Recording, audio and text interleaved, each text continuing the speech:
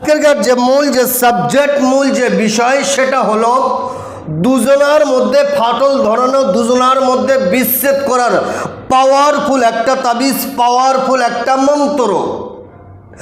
আপনি দুজনার মধ্যে বিচ্ছেদ করাবার জন্য, দুজনার মধ্যে ফাটল ধরাবার জন্য বহু তান্ত্রিক, বহু কবিরাজ, বহু গুণিনের কাছে আপনি গিয়েছেন, আপনি কাজ করেছেন, কাজ সাকসেসফুল হয়নি, আপনি নিরাশ হয়েছেন, আপনার সময় চলে গেছে, পয়সা খরচ হয়েছে, আপনি এখন মুখটাকে ফিরিয়ে নিতে চাচ্ছেন।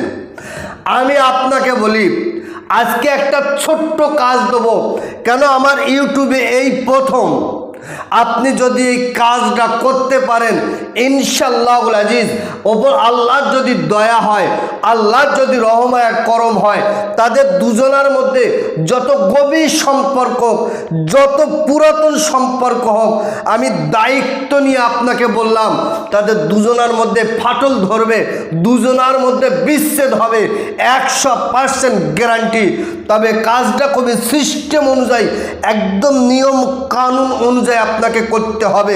এ কাজটা ভিডিও ভালো করে শুরু থেকে শেষ পর্যন্ত ভালো করে শুনুন, একবার ছাড়া দুবার, দুবার ছাড়া 5 বার শুনুন, তারপরে আপনি কাজটা করুন।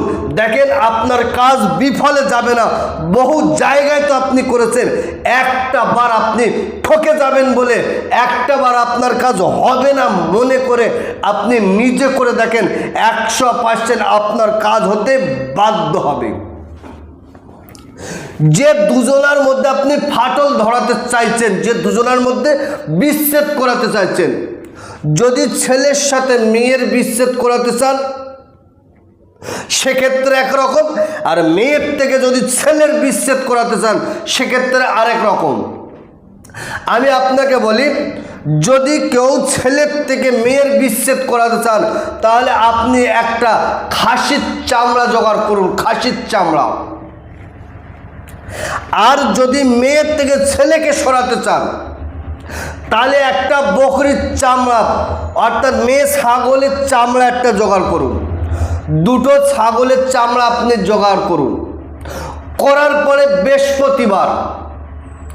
বৃহস্পতিবার সুসায়াতে সুন্দর করে অজু করুন, পাক সাপ কাপড় পরুন, পরিষ্কার জায়গায় বসুন, 5 পাঞ্জাতনের সম্মানার্থে 5টা আগরবাতি ধূপবাতির সামনে জ্বালিয়ে দেন। 3 বার তওবা ইস্তিগফার, আস্তাগফিরুল্লাহ রাব্বি মিন কুল্লি জামবি ওয়া আতুবু ইলাইহি, লা হাওলা ওয়ালা কুওয়াতা ইল্লা বিল্লাহিল আলিয়্যুল আযীম। আপনি 3 বার পড়েন, 11 বার দরুদ শরীফ পড়েন। আল্লাহুম্মা সাল্লি আলা মুহাম্মাদ ওয়া আলা আলি মুহাম্মাদিন কামা সাল্লাইতা আলা ইব্রাহিম ওয়া আলা আলি ইব্রাহিম ইন্নাকা হামিদুম মাজিদ।